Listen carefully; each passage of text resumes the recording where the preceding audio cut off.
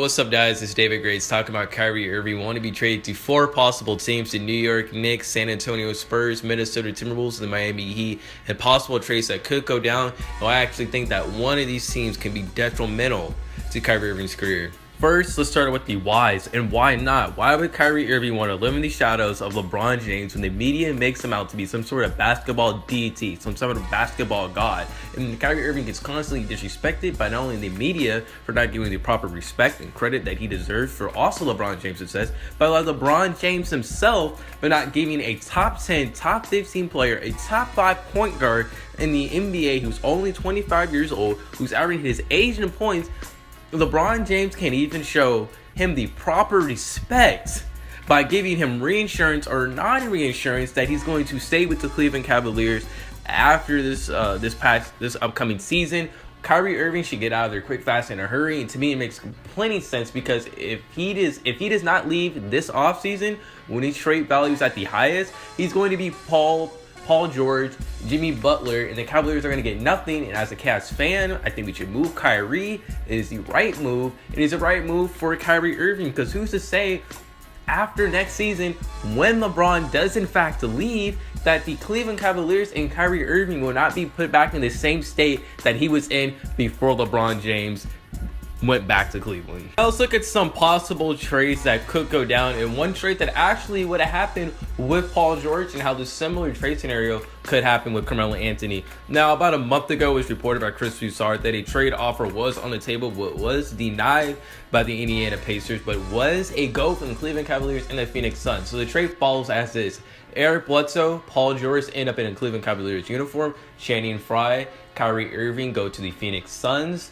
and then the Indiana Pacers get an unspecified player and the 4th overall pick from the Phoenix.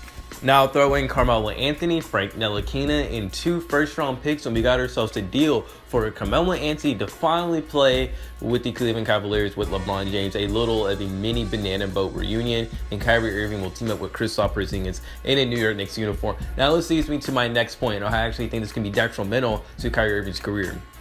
And this goes as follows: that Kyrie Irving and Carmelo Anthony are very similar players. This trade will be very similar to the deal that happened with the Denver Nuggets and the New York Knicks to send Carmelo Anthony to New York Knicks in the first place. That they're both very ball-dominant players. They both shoot the ball well. They both have handles for their positions, especially Carmelo Anthony for a small forward.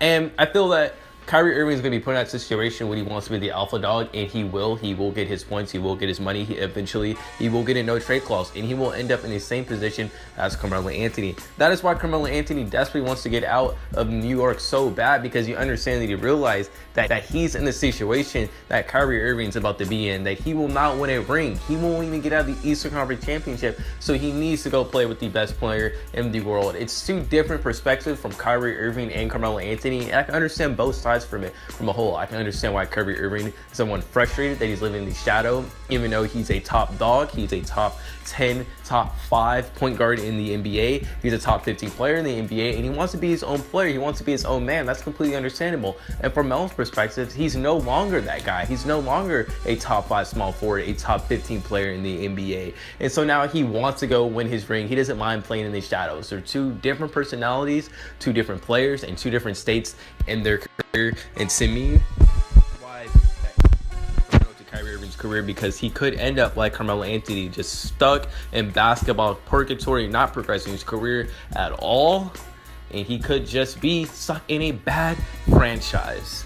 Perspective, my own basketball knowledge, it makes sense for not only Kyrie Irving, Cleveland Cavaliers, LeBron James, and Melo moving forward. To me, I feel like this trade will happen eventually, maybe possibly to the New York Knicks, maybe the Minnesota Timberwolves, because the Minnesota Timberwolves have the most to offer. To me, the Sacramento Kings, the Miami don't. To me, that's just where he wants to go, and I don't see that happening at all.